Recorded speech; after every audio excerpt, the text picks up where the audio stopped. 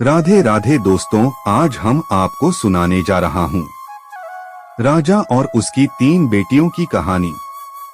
ऐसे ही इंटरेस्टिंग कहानी सुनने के लिए इस चैनल को सब्सक्राइब कर लो और बेल आइकन को प्रेस कर दो।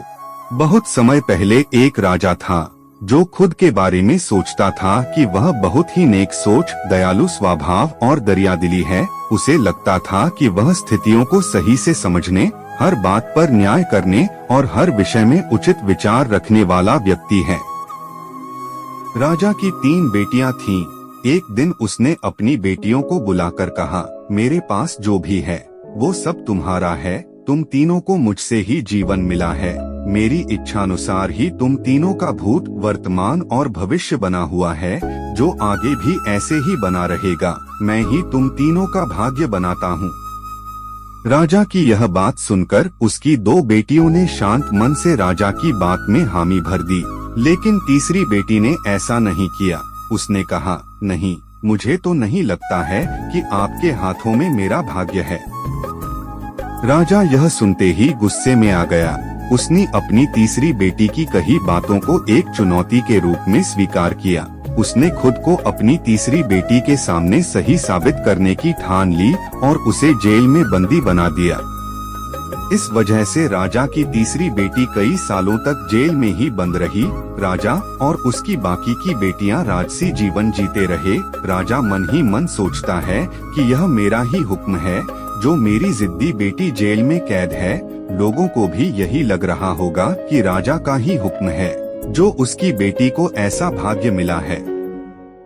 उसकी प्रजा के लोग भी यही सोचते थे। उन्हें लगता था कि राजा की तीसरी बेटी ने जरूर कोई गलत कार्य किया होगा, तभी उसे जेल में कैद करके रखा गया है, वरना कोई भी पिता अपनी बेटी के साथ भला ऐसा क्यों ही करेगा।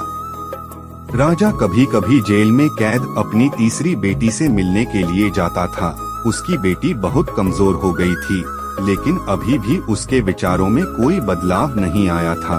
मगर राजा अपनी कमजोर होती बेटी की हालात और नहीं देख पा रहा था।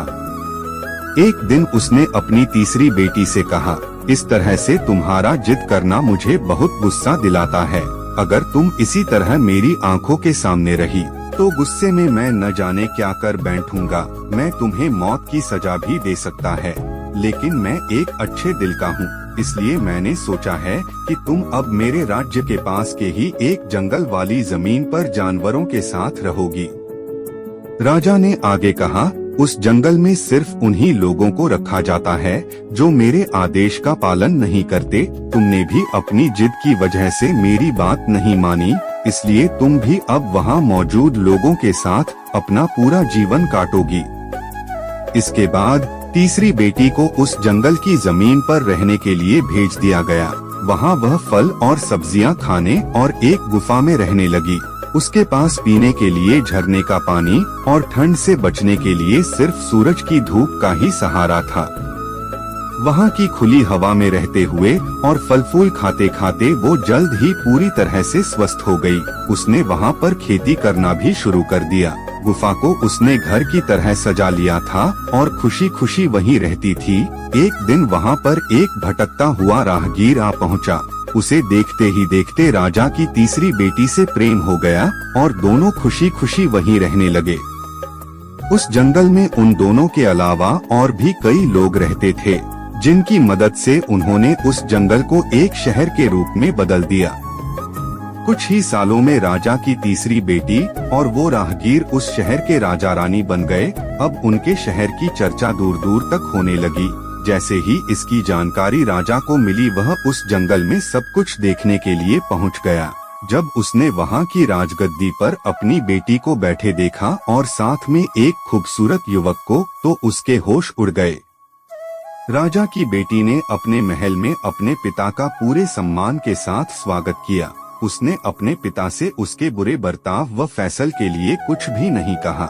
जैसे ही राजा वहां बैठा तो उसे एक आवाज सुनाई देने लगी, जो कह रही थी कि हर इंसान स्वयं ही अपना भाग्य बनाता है, कोई अन्य इंसान किसी और का भाग्य नहीं बना सकता। इसके बाद राजा को स्वयं ही अपनी गलती पर पछतावा होने लगा और उसने अपनी सभी बेटियों को अपने भाग्य से आजाद कर दिया। उसने अपनी तीनों बेटियों से कहा, भले ही तुम तीनों का भाग्य मेरे हाथों में है, लेकिन हर व्यक्ति खुद ही परिस्थितियों के अनुसार अपना भाग्य अच्छा व बुरा बना सकता है। कहानी से सीख। राजा और उसकी 3 बेटियों की कहानी हमें यह सीख देती है कि कोई भी व्यक्ति किसी का भाग्य बनाया बिगाड़ नहीं सकता। हमारा भाग्य स्वयं हमारे हाथों में ही होता है, जिसे हम अपनी सूझबूझ से बुरी परिस्थितियों में भी अच्छा बना सकते हैं। राधे राधे।